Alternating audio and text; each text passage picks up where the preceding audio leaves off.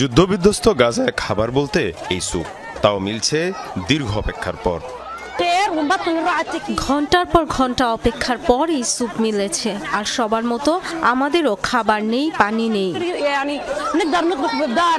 15 মাসের ইসরায়েলি তাণ্ডবে গাজা কার্যত পরিণত হয়েছে ধ্বংসস্তূপে। ক্ষতিগ্রস্ত হয়েছে 4,36,000 ঘরবাড়ি। রক্ষা পায়নি শিক্ষা প্রতিষ্ঠান, হাসপাতাল, মসজিদ, কবরস্থান, কিছুই।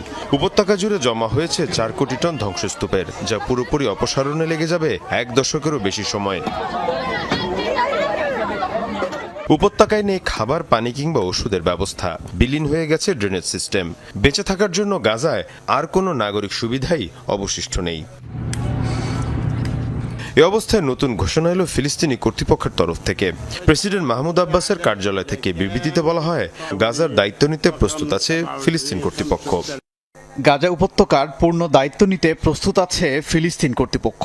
বাস্তুচ্যুতদের ফিরিয়ে আনা, পানি ও বিদ্যুতের মতো পরিষেবা চালুসহ বাসস্থান নির্মাণের মতো কাজে নেতৃত্ব দেবে পিএ। দীর্ঘদিন ধরে গাজার প্রশাসন নিয়ন্ত্রণ করছে হামাস। ফিলিস্তিনি কর্তৃপক্ষের এমন প্রস্তাবে এখনো কোনো প্রতিক্রিয়া আসেনি স্বাধীনতাকামী সংগঠনটির তরফ থেকে।